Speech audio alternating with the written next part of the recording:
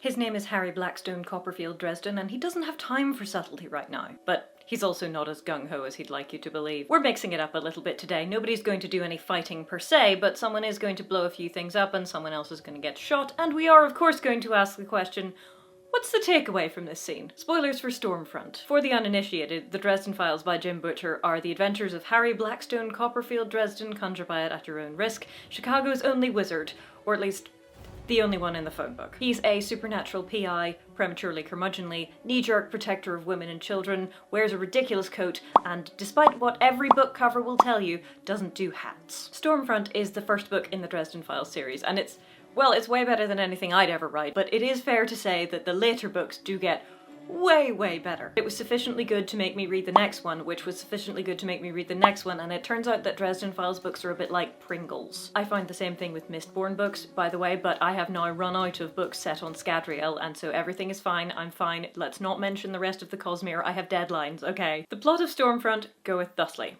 Harry Dresden is hired by Monica Sells to find her missing husband, the Chicago Police Department in the form of Karen Murphy in order to find a murderer, and also there's some kind of weird drug doing the rounds, and there is a crime lord called John Marcone who would like him to look into that. Surprise! Turns out the husband, the murderer, and the drug lord are in fact the same person. Also, Harry is bad at relationships, not aggravating people he doesn't like, and indeed not aggravating people he does like. The scene I want to talk about comes about 2/3 of the way into the book, where after various instances of being threatened, having the snot kicked out of him, doing research, a lot of things have been going on, is what I'm saying. Harry is attacked by a familiar figure who now takes some of his hair and runs off with it, which is a very bad, no good thing, and Harry traces him to the Varsity, where crime lord John Marcone is holding court. Marcone or Marcone? I feel like we're gonna go with Marcone because it sounds more like Al Capone, and also we're in America, but you know, you do you. Well, I'm not in America, but Harry is. As I said, we're 2/3 of the way into the book, and Jim Butcher has set up a number of recurring characters, the basics of the magic system, a number of different beasties, and of course the 3 as yet unconnected plot elements. We've also learned a lot of things about Harry, which is important considering that he is both the main and the viewpoint character. Urban fantasy. Gotta love it. The first things we learn about him are all kind of plot related, and they're all Harry in reactive mode. Harry has bills to pay, Monica calls him, Karen calls him, Marcone threatens him, etc, etc. As the book progresses, we get more of Harry being proactive and planning and researching and detectoring. I know it's not a word, go with it. And so mixed in with reactive stuff like Susan flirts with Harry and he doesn't know what to do, we get stuff like Harry calls up a fairy to do his bidding. Turns out fairies love pizza.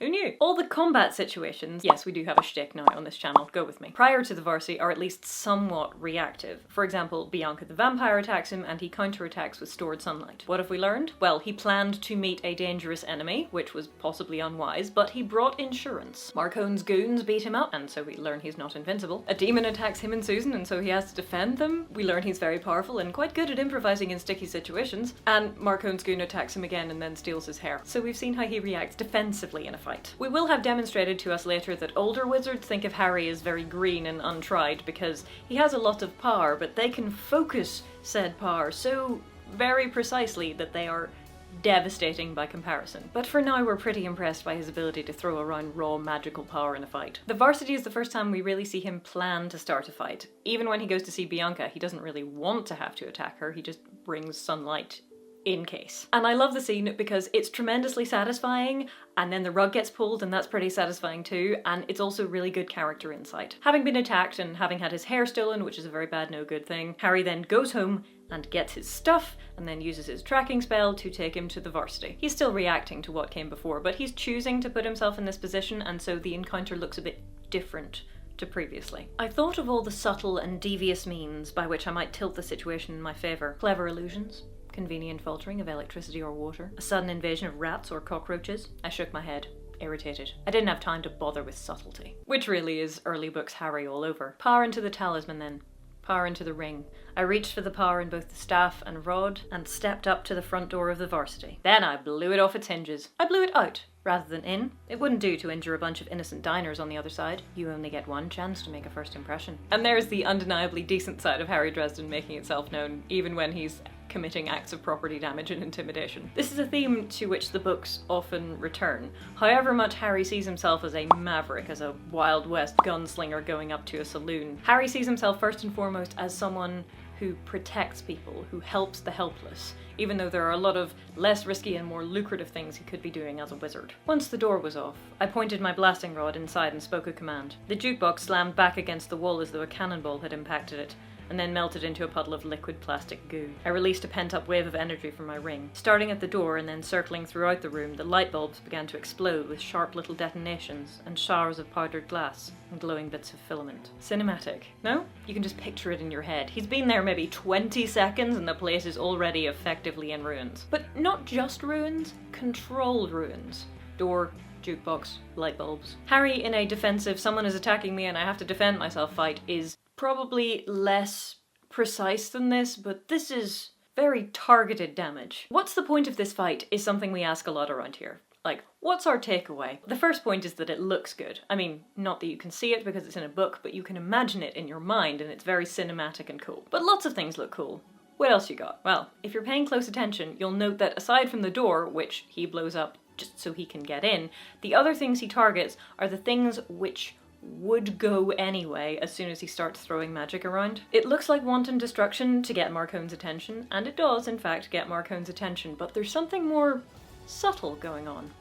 Harry is controlling the environment. Harry Dresden is a man with what effectively amounts to a not very well suspended death sentence hanging over his head. One that has been in place since he was a gangly adolescent rather than a gangly adult, and he chooses to respond to this not by hiding himself away or not using magic or using magic in a way that is profitable but doesn't really help people.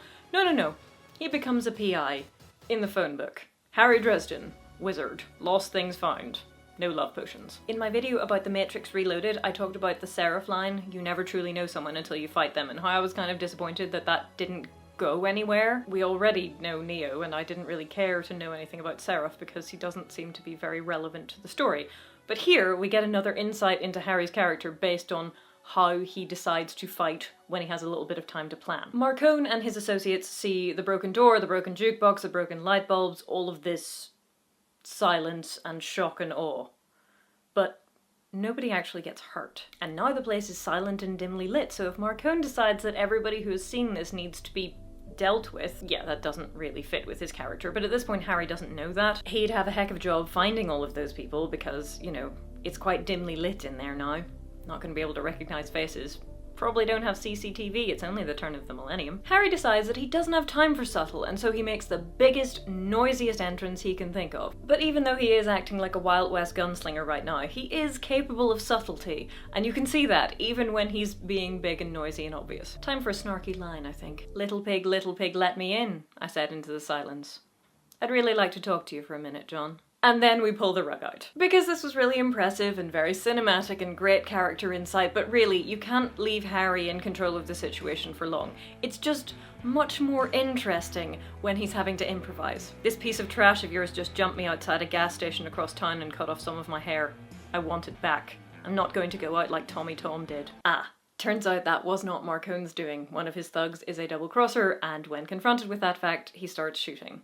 Harry, of course, has his shield bracelet, and Marcone's bodyguard protects his principal, and then Hendrix shot him with ruthless efficiency. 3 sharp claps of sound, 3 flashes of muzzle light. Lawrence had dark eyes, like mine.